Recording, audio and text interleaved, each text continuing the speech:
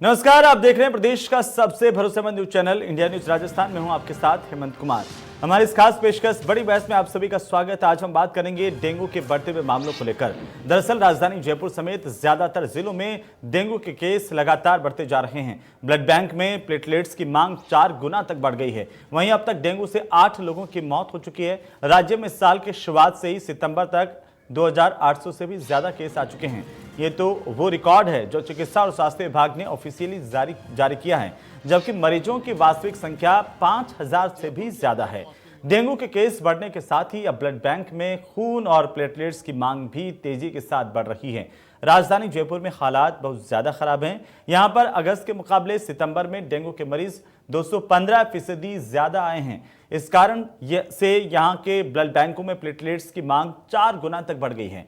जयपुर में अगस्त में कुल 91 डेंगू के केस सामने आए थे, लेकिन सितंबर में यह आंकड़ा बढ़कर के 287 पर पहुंच गया। वहीं राज्य के कई शहरों में डेंगू के केस अगस्त की तुलना में सितंबर में ज्यादा तेजी से बढ़े हैं। इस कारण सितंबर और अक्टूबर के महीने में अब तक इस बीमारी से मरने वालों की संख्या 8 हो गई है। अगस्त तक पूरे प्रदेश में डेंगू से एक भी मौत नहीं हुई थी। ये तो चिकित्सा और स्वास्थ्य विभाग का अधिकृत आंकड़ा है, जबकि निजी अस्पतालों में भी सैकड़ों की संख्या में डेंगू के मरीज भर्ती हैं, जिनका डेटा ऑफिशियल है ही नहीं। जयपुर के अलावा अलवर, भीलवाड़ा, बीकानेर, धौलपुर, जैसलमेर, जोधपुर, कोटा, उदयपुर और प्रतापगढ़ में भी डेंगू के हॉटस्पॉट की सूची में शामिल हैं। इन जिलों में इस साल जनवरी से अगस्त तक जितने मरीज डेंगू के मिले हैं, उससे ज्यादा या उतनी संख्या में मरीज केवल सितंबर महीने में ही सामने आए हैं। सबसे ज्यादा चिंताजनक स्थिति अलवर, कोटा और भीलवाड़ा की है। तो हालांकि स्वास्थ्य महकमा अपने स्तर पर इससे निपटने की बात कर रहा है। विभाग की ओर से कहा जा रहा कि लगातार उन स्थानों को आइडेंटिफाई किया जा रहा है जहां पर लार्वा पनपते हैं मच्छरों के, और साथ ही साथ फॉगिंग की जा रही है। मच्छरों को मारने के लिए लोगों को जागरूक किया जा रहा है। लेकिन अस्पतालों के हाल देखिए, लगातार डेंगू के मरीज अब बढ़ते जा रहे हैं। तो सवाल इस बात को लेकर के कि क्या चिकित्सा महकमे के साथ साथ नगर निगम भी पूरी तरह से नींद में सोया हुआ है? व्यवस्थाओं को लेकर के क्या वाकई उतनी जागरूकता है जितनी होनी चाहिए? क्योंकि केस बढ़ने के साथ साथ अब ये सवाल भी उठने लगे हैं कि आखिरकार चिकित्सा महकमा कब इस पर पार पाएगा, क्या रणनीति है, कैसे इस पर पार पाया जा सकता है। ये तमाम बातें हैं जिनको लेकर के आज हम बात करेंगे। हमारे साथ दो खास मेहमान हैं, उनसे मैं आपका परिचय करवा दूं। मेरे साथ इस वक्त अभय पुरोहित हैं, चेयरमैन हैं स्वास्थ्य समिति नगर निगम ग्रेटर के, और साथ ही साथ मेरे साथ डॉक्टर विशाल गुप्ता हैं, चिकित्सा विशेषज्ञ के तौर पर इस डिबेट का हिस्सा बनेंगे। बहुत बहुत स्वागत है आप दोनों का हमारे साथ जुड़ने के लिए। चिकित्सा महकमे के अपने दावे हैं, अपनी बातें हैं, लेकिन इसी बीच जो डेंगू के मरीज बढ़ते जा रहे हैं उससे कैसे पार पाया जाए, उस पर कैसे नियंत्रण स्थापित होगा, ये अपने आप में काफी अहम है। सबसे पहले अभय पुरोहित जी, आप ही से मैं शुरुआत करूंगा। अभय जी, क्या निगम के तौर पर और जो स्वास्थ्य समिति है उसके तौर पर डेंगू के बढ़ते हुए मामलों को आप सीरियस ले रहे हैं? क्या उपाय इस वक्त आप कर पा रहे हैं अपने स्तर पर? नमस्कार। सबसे पहले तो मैं आपको धन्यवाद देना चाहूंगा। जी, आपने एक सार्थक पहल शुरू की है और डेंगू को लेके आपने अपना एक मुद्दा उठाया है। मैं आपको बताना चाहूंगा कि जब नगर निगम की हमारी स्वास्थ्य समिति की बैठक हुई तो हमने पहले से इस पर चिंता करते हुए हमने हमारे इसको कार्यक्रम को लिया। गत 2 वर्षों से फॉगिंग का कार्य बंद था, क्योंकि जो वैश्विक महामारी कोरोना चल रही थी उसको लेके जब ये अपना फॉगिंग का काम करते हैं तो उसमें एक धुआं उठता है और उससे सांस से जो संबंधी रोगी है उनको परेशानी होती है। लेकिन अब जब ये कोरोना का असर कम हुआ तो अभी हमने 2 चरणों में नगर निगम ग्रेटर द्वारा इस कार्यक्रम को चलाया है चरणबद्ध तरीके से, जिसमें 1 सितंबर से लेकर 30 सितंबर तक में पहला चरण खत्म हुआ है और दूसरा चरण हमारा 4 अक्टूबर से शुरू हुआ है जो 9 नवंबर तक ये चलेगा। इसमें प्रतिदिन सुबह और शाम की 4-4 घंटों की 2 पारियों के अंदर 3-3 वार्डों के अंदर हम फॉगिंग का कार्य करवा रहे हैं। जी, फॉगिंग का कार्य करवाने का उद्देश्य यह है कि जिस प्रकार जी जी जी अपनी बात पूरी कीजिए, उसके बाद डॉक्टर साहब हमारे साथ हैं, डॉक्टर विशाल गुप्ता, उनके पास जाऊंगा। जी बिल्कुल। फॉगिंग का जो कार्यक्रम चल रहा है वो उस पर 4-4 घंटे के उसमें है, जिसके अंदर में एक मिश्रण जो अपना होता है सुबह और शाम ये होता है। वैसे तो नगर निगम के कार्यक्रम चल रहे हैं, जुलाई से लेकर सितंबर तक एंटी लार्वा के लिए टेमाफॉस और जले हुए डीजल के साथ में कार्यक्रम किया जाता है। और अभी जब ये सितंबर से लेकर नवंबर तक अपने इसका डेंगू का असर रहता है, तो उसके लिए हम लोग ये कार्यक्रम हमने पूरा चलाया है और हर वार्ड के अंदर कार्यक्रम चल रहा है। प्रत्येक वार्ड के अंदर सुबह और शाम की 2 पारियों के अंदर गाड़ी जा रही है और स्थानीय जनप्रतिनिधि और जो निगम का इंस्पेक्टर है उसके साथ में लेके हम ये कार्यक्रम करवा रहे हैं। इसके अलावा जो हमारे निगम के कॉल सेंटर पे डायरेक्ट फोन कर रहे हैं या स्वास्थ्य विभाग से जो हमारे पास लीड्स आती हैं उन पर हम ये कार्य कर रहे हैं। उसके अलावा जहां पर डेंगू के मरीज हैं, सार्वजनिक स्थान है, वहां पे हम सब लोग ये काम करवा रहे हैं। बिल्कुल अभय जी, हमारे साथ डॉक्टर विशाल गुप्ता जी हैं। और डॉक्टर विशाल, हम आपसे दरअसल जानना चाह रहे हैं कि जैसे जैसे अभी डेंगू के मरीजों की संख्या में इजाफा हो रहा है, इसे आप कैसे देख रहे हैं? और इस वक्त जो लोग हमें देख रहे हैं, सुन रहे हैं, उनको समझाने के लिए हम आपसे ज़रूर जानना चाहेंगे कि थोड़ा सा विस्तार से आप हमें बताइए कि डेंगू क्या है और कैसे ये फैलता है, कैसे हम इससे बचाव कर सकते हैं और इसके लक्षण क्या हैं? जी देखिए, जैसे आपने अभी कहा कि डेंगू बहुत भयावह रूप ले चुका है। अभी राजस्थान के कई सारे शहरों में डेंगू के मरीज बहुत ज़्यादा मात्रा में आ रहे हैं। एक आमतौर पर अगर देखा जाए, मैं एसएमएस पे काम करता हूँ, तो एसएमएस की अगर स्थिति देखी जाए तो हमारे पास हमारी क्षमता से करीबन 5 गुना मरीज ज़्यादा आ रहे हैं। हमारे पास बेड्स की शॉर्टेज है, हम मरीज को जमीन पे बेंचों पे लेटा के उनका इलाज कर रहे हैं। और इसी तरीके से प्लेटलेट्स की और खून की मात्रा करीबन 4 से 5 गुना, कंजप्शन 4 से 5 गुना बढ़ गया है, जो मैच करना मुश्किल है, क्योंकि प्लेटलेट या ब्लड होता है वो मार्केट में तो मिलता नहीं है, वो किसी डोनर के थ्रू ही आता है जी। तो स्थिति अभी गंभीर है। बाकी अब डेंगू बीमारी के बारे में अपन बात करें तो डेंगू करीबन 2005 से किसी न किसी रूप में हर साल आती है और हर बार कई बार स्थिति बहुत खतरनाक हो जाती है। डेंगू बीमारी एक वायरल डिजीज है जो एक मच्छर के काटने से होती है, जिसमें वेक्टर मस्कीटो है, उसको एडीज एजिप्टी मस्कीटो कहते हैं। जो इसका जो फीमेल वेरिएंट होता है, जो फीमेल एडीज मस्कीटो होता है, वो मच्छर काटने से डेंगू होता है। और सबसे खास बात क्या होती है कि ये जो मस्कीटो है ये दिन के टाइम ज़्यादा काटता है, इसी कारण दिन के टाइम ज़्यादा काटता है। तो डेंगू दिन के टाइम ज़्यादा काटता है। डेंगू के 3 तरीके प्रकार होते हैं। सिंपल डेंगू फीवर होता है, उसमें बुखार आता है, आंखों में दर्द होता है, हाथ पैर में दर्द होता है, शरीर में चकत्ते हो सकते हैं। फिर एक डेंगू हेमरेजिक फीवर होता है, जिसमें जब ब्लड कोगुलेशन में प्रॉब्लम हो जाती है, अपना प्लेटलेट काउंट कम हो जाता है, अपना बॉडी का हेमेटोक्रिट बढ़ जाता है, तो उसको अपन डेंगू हेमरेजिक फीवर कहते हैं। और जो सबसे खतरनाक स्थिति होती है वो होती है डेंगू शॉक सिंड्रोम।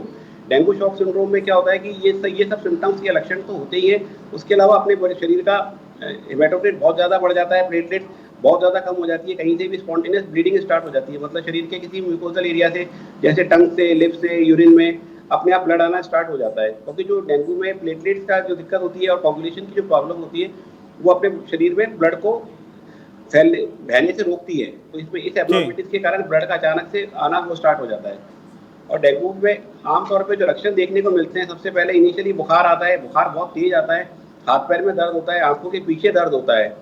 ये बुखार 4 से 5 दिन रहता है। उसके बाद धीरे धीरे बुखार कम होने लग जाता है, लेकिन जब बुखार कम होने लगता है तभी डेंगू की स्थिति खतरनाक होना स्टार्ट हो जाती है। जब बुखार कम होता है उसके बाद ही प्लेटलेट्स कम होने लगती है, उसके बाद ही डेंगू हेमरेजिक फीवर या डेंगू शॉक सिंड्रोम में मरीज जा सकता है। जी, तो आपने बताया कि कितना गंभीर रोग है डॉक्टर साहब, और इसे लेकर के अस्पतालों में पर्याप्त व्यवस्थाएं उस लिहाज से नहीं है जैसी होनी चाहिए। लेकिन अभय पुरोहित जी, ये हर साल आने वाली बीमारी है। देखिए, जैसे ही बारिश का मौसम आता है तो उसके बाद में ये तय है कि बारिश के मौसम के बाद में इस मौसम की जो बीमारियां हैं वो भी आएंगी, और उनमें चाहे वो मलेरिया हो, डेंगू, हर साल आती हैं। तो तैयारी आखिरकार पहले से करके क्यों नहीं रखी जाती है? जब डेंगू के केसेस बढ़ते हैं तब नगर निगम फॉगिंग करवाता है, जागता है। अगर पहले से हम एहतियात बरत लें कि जहाँ पर गंदा पानी इकट्ठा हो रहा है उसको लेकर के, घरों में लार्वा जहाँ पर बन सकते हैं वहाँ पर जागरूकता फैला करके। अभय जी, मैं आपको बताना चाहूँगा कि निगम के द्वारा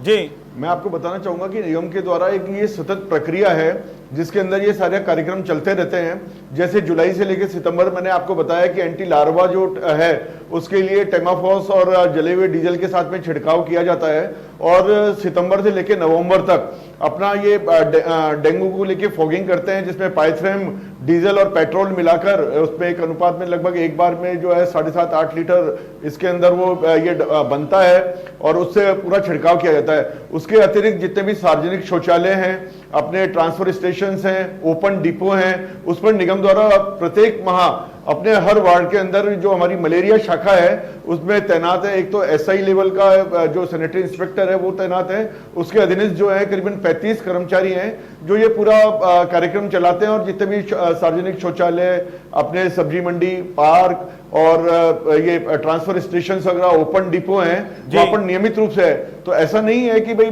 निगम ने बिल्कुल डेंगू फैलने के बाद ही किया हो। जैसा मैंने आपको पूर्व में बताया कि गत 1.5 साल से जो वैश्विक महामारी कोरोना थी, इसके चलते अभी ये फॉगिंग का कार्य बंद किया हुआ था, क्योंकि जब धुआं उठता है तो जो लोग सांस की समस्या से ग्रस्त हैं उनको काफी समस्या होती है, इस वजह से रोक रखा था, लेकिन अब चालू कर दिया है। जी, तो क्या निगम ने अभी तक उन स्थानों को आइडेंटिफाई कर लिया है जहां पर ज्यादा मात्रा में डेंगू का मच्छर पनप सकता है, या लार्वा जहां पर बन रहे हैं उनको आइडेंटिफाई किया है? कितनी जगह पर जो दूसरे एहतियात बरतने के लिए चीज़ें की जाती हैं वो आपने की हैं ऐसे जगहों पर जहां पर खुले में पानी है या गंदे नाले हैं, उनको लेकर के भी क्या कोई व्यवस्थाएं हैं? जी बिल्कुल,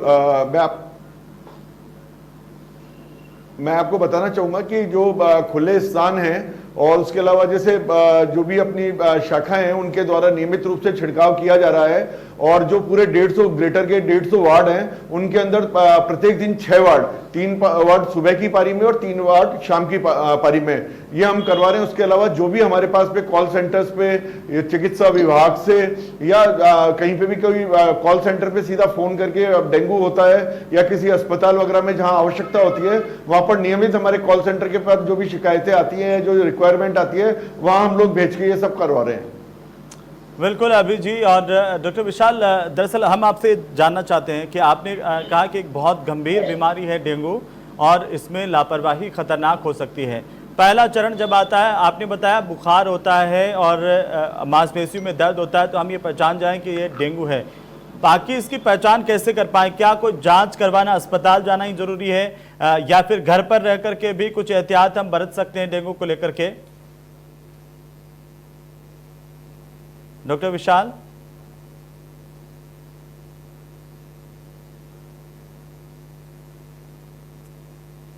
डॉक्टर साहब, आप मुझे सुन पा रहे हैं? विशाल जी, तो लगता है डॉक्टर साहब सुन नहीं पा रहे हैं। उनसे जुड़ने की फिर से कोशिश करेंगे। अभय पुरोहित जी हमारे साथ लगातार बने हुए हैं। अभय जी, आप कह रहे थे कि ऐसे जो खुले स्थान हैं उनको भी आइडेंटिफाई किया गया है, मच्छर पैदा नहीं हो इसको लेकर के भी ध्यान रखा जा रहा है, लेकिन फिर आखिर वजह क्या है कि अचानक से डेंगू के मामले जो है वो इस बार बढ़ते हुए नजर आ रहे हैं? अभय जी देखिए, जैसे जो डेंगू एक तरीके से अभी डॉक्टर साहब ने बताया, विशाल गुप्ता जी ने, कि 2005 से सब लोग जयपुर में डेंगू का सामना कर रहे हैं और बहुत ही भयावह स्थिति डेंगू में हो जाती है। तो उसके लिए वो पूरा कार्यक्रम हमारा चलता है। उसके अलावा जो है एक जन जागरण हम लोग समय समय पर निगम के द्वारा जो है लोगों को डेंगू से बचाव के लिए और इसके लिए सारे जो बड़े होर्डिंग्स भी लगवाते हैं, पैम्पलेट वितरण भी करते हैं और जो सार्वजनिक स्थान है उनको जैसे पार्क हुए, आपके सार्वजनिक शौचालय हुए, ओपन डिपोज हुए, ट्रांसफर स्टेशन हुए, हॉस्पिटल, ऐसे सार्वजनिक स्थान हैं उन पर हम लोग लगातार फॉगिंग जुलाई से हम लोग जैसे एंटी लार्वा वाला लेके जुलाई से सितंबर तक चलाते हैं। उसके बाद में सितंबर से लेके नवंबर तक का फॉगिंग का और उसके अलावा वर्ष पर्यंत चलने वाला कार्यक्रम है जो हम लोग चलते रहते हैं। आम बात, जो मोटी मोटी बात है कि लोगों को स्वयं अपनी थोड़ी सी इसमें बचाव रखना चाहिए और जो अपनी चिकित्सा विभाग की गाइडलाइंस हैं मुझे लगता है कि उसकी पालना करनी चाहिए। बिल्कुल। डॉक्टर विशाल गुप्ता जी, आप मुझे सुन पा रहे हैं? जी, सुन पा रहा हूँ सर आपको। हाँ डॉक्टर साहब, मैं आपसे दरअसल हम जानना चाहते हैं आपसे कि अगर किसी को बुखार हो जाए और मांसपेशियों में दर्द हो तो क्या करना चाहिए दरअसल? देखिए, सबसे पहले मैं एक बार अभय जी की बात को कंटिन्यू करना चाहूंगा कि अभय जी ने जैसे कहा कि सरकार तो अपनी तरफ से प्रयास कर रही है जी, लेकिन आम आदमी को भी समझना चाहिए। जी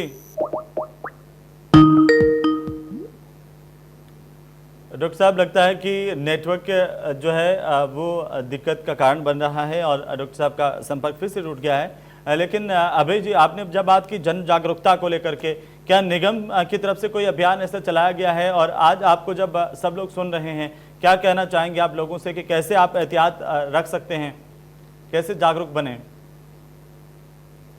जी, जैसा निगम की तरफ से मैंने आपको बताया कि हम लोग एक जन जागरण अभियान चलाने वाले हैं, जिसमें निगम की जो साइट्स हैं उनके ऊपर हम लोग इसके बचाव के उपाय और इससे जो इसके लक्षण हैं उनको लेके हम बड़े होर्डिंग्स वगैरह और ये लगाने वाले हैं। उसके अलावा जैसे हमने कोविड के टाइम पर एक पैम्पलेट छपवा के और उनका वितरण करवाया, वो भी हम लोग सोच रहे हैं कि ऐसा एक निगम की तरफ से पैम्पलेट हो और जन जागरण करके लोगों तक इस चीज़ के लिए अपन पहुंचाएं। उसके अतिरिक्त आप जैसे बताया डॉक्टर साहब ने कि डेंगू का मरीज जो है वो दिन के समय अपन ज़्यादा असर करता है, तो उस समय अपन पूरी बाहों के कपड़े और पूरे अपने शरीर को ढका हुआ रखें और जहाँ तक ऐसे सार्वजनिक स्थान है वहाँ पर जाने से बचें। ठीक है अभी जी, डॉक्टर विशाल गुप्ता जी, आपका संपर्क बीच बीच में बार बार कट रहा था। आप जो बात कह रहे थे कि लोगों को भी जागरूकता रखने की जरूरत होती है, कैसे लोग जागरूक रहें, क्या करना चाहिए लोगों को? जी हेमंत जी, देखिए, सबसे पहले मैं आपको ये बताना चाहूंगा कि सरकार के साथ साथ लोगों को भी जागरूक होना चाहिए। अपने घर में सबसे कॉमन कॉज होता है डेंगू फैलने का कि अपने घर पे अपन कूलर यूज करते हैं गर्मी में। जब गर्मियां खत्म होती है, बरसात आ जाती है, तो अपन अपने घर के कूलर साफ नहीं करते। अधिकतर घरों में कूलर में पानी भरा रहता है और वो पानी कहीं 15-20 दिन पड़ा रहता है जी। तो वो कूलर का पानी सबसे कॉमन सोर्स है लार्वा इन्फेक्शन का। अपन अपने घर के आसपास अपने घर में सफाई कर लेते हैं, घर के आसपास गंदगी रखते हैं, घर के आसपास कोई नाली खराब है, कोई खड्डा है जिससे पानी भरा हुआ है, उसको साफ नहीं करते, तो ये सब एक लार्वा जनरेट करने के, डेंगू वायरस को जनरेट करने के सोर्सेज है या मच्छर को जनरेट करने के सोर्सेज है। तो ये सब एक कॉमन है जो आदमी को ध्यान देना चाहिए, क्योंकि हर साल ही बीमारी आती है। अपने घर में मॉस्किटो रेपेलेंट्स का रेगुलर प्रयोग करें, अपने बच्चों को या अपने घर के जो बूढ़े बुजुर्ग हैं जिनको ज्यादा खतरा है बीमारियों का, उनको पूरी तरीके से कपड़े पहनाएं, आउटिंग कम से कम करें, अपने बगीचे हैं उनको साफ सफाई रखें, अगर पार्क में जाए तो पूरी तरीके के कपड़े पहने। जी, लेकिन डॉक्टर साहब, उनका क्या किया जाए? जैसे बाहर गंदगी है, नाले हैं कोई, और निगम वहाँ पर मान लीजिए कहीं कचरा फैला हुआ है, कचरा का उठाव नहीं हो रहा है, वहाँ से भी अगर गंदगी की वजह से जो चीज़ें पैदा होती है, वायरस पैदा होता है या फिर लार्वा बनता है वहाँ पर, उनका कैसे मुकाबला करें? सर, ये दोनों की लापरवाही है। अगर कहीं बाहर आपकी कॉलोनी के बाहर में कोई कचरे का स्पॉट है, तो कचरा कहीं से आया तो है नहीं, वो कचरा किसी ने अपन लोगों ने ही डाला है और निगम की लापरवाही है कि निगम ने साफ नहीं किया। तो कुछ ना कुछ कोई नागरिक तो जागरूक बने कि वो निगम में फोन करे, निगम में जाके कंप्लेन करे कि कचरे का स्पॉट साफ कराएं। भाई, हर साल बीमारी आती है, अंदाजन सबको होता है कि अब बरसात खत्म हो गई, अब डेंगू अपना रूप लेगा, तो अपन बरसात किस मौसम से अपन सब एक जागरूकता अभियान चलाएं, पब्लिक को खुद को पता है, तो खुद अपनी सफाई करने के आसपास, घर के आसपास सफाई करने की कोशिश करें। कॉलोनी पे कहीं कचरे का ढेर लगा हुआ है तो निगम में कंप्लेन करें, अगर निगम नहीं सुनता तो मीडिया हाउस के पास जाए, मतलब कुछ ना कुछ तो करना पड़ेगा, क्योंकि हर साल ये बीमारी एक भयावह रूप लेती जाती है।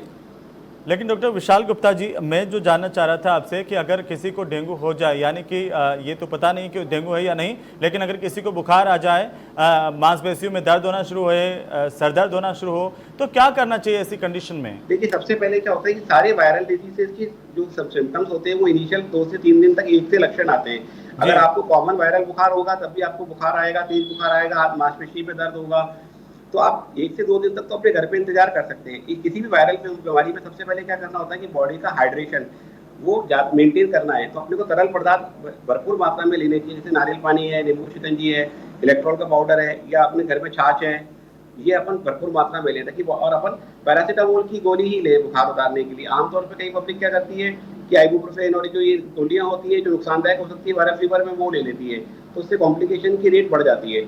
और कोई भी बुखार अगर 2 या 3 दिन से ज्यादा रहता है तो अपन को तुरंत आसपास चिकित्सक से सलाह ले लेनी चाहिए। उसको फिर 2 दिन या 3 दिन से ज्यादा वेट नहीं करना चाहिए किसी भी बुखार में। जी, अगर हम खान पान की बात करें डॉक्टर साहब, अगर डेंगू हो जाए और इस तरह की परिस्थितियां हो तो क्या कुछ खाना चाहिए, किन को खाने से अवॉइड करना चाहिए, बचना चाहिए? देखिए, ऐसा कुछ नहीं होता कि ये नहीं खाना चाहिए, लेकिन जब भी कोई वायरल डिजीज होती है तो सबसे मेन जो बॉडी की रिक्वायरमेंट होती है कि बॉडी का हाइड्रेशन प्रॉपर रहे, तो अपन को तरल पदार्थों का, लिक्विड फॉर्म्स का मैक्सिमम सेवन करना चाहिए।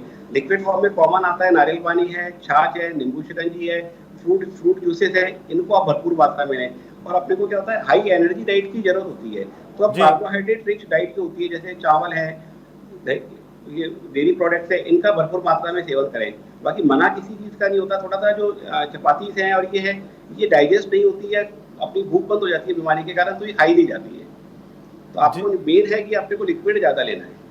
जी, लिक्विड लेना चाहिए।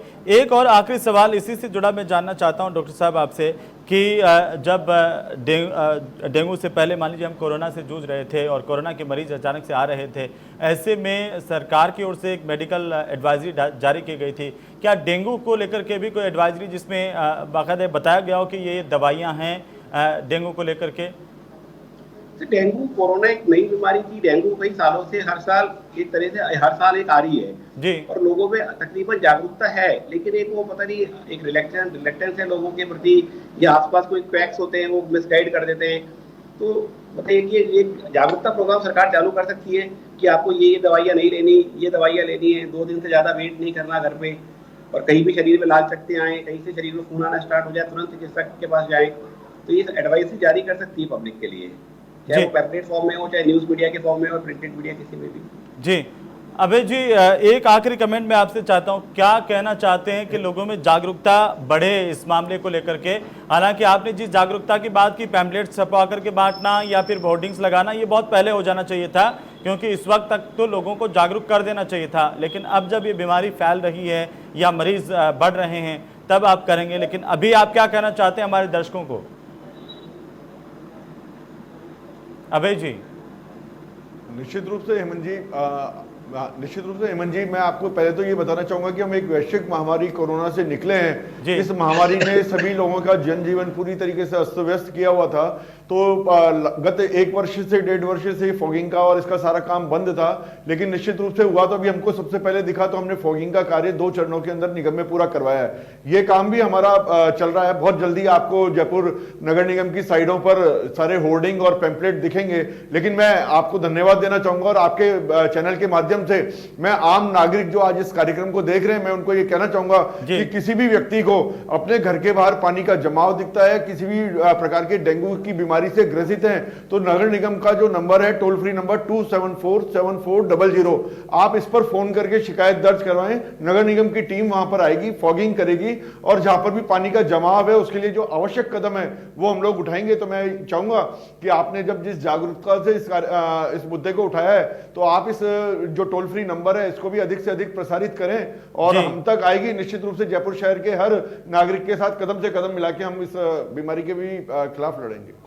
बिल्कुल। चलिए, बहुत बहुत शुक्रिया हमारे साथ जुड़ने के लिए अभय जी और डॉक्टर विशाल गुप्ता जी, आप दोनों का बहुत बहुत शुक्रिया। और माफ़ी चाहूँगा कि अब ज़्यादा समय नहीं है, लेकिन डेंगू को लेकर के हमें जागरूक रहना है और जो डॉक्टर साहब ने बताए हैं और जिस तरीके से नगर निगम भी लोगों को जागरूक कर रहा है, तो ऐसे में सभी को जागरूकता का परिचय देना है। और अगर आसपास अपने कहीं गंदा पानी जमा हो तो उसके लिए नगर निगम को ज़रूर सूचित करें। उम्मीद है कि नगर निगम समय पर पहुँचेगा।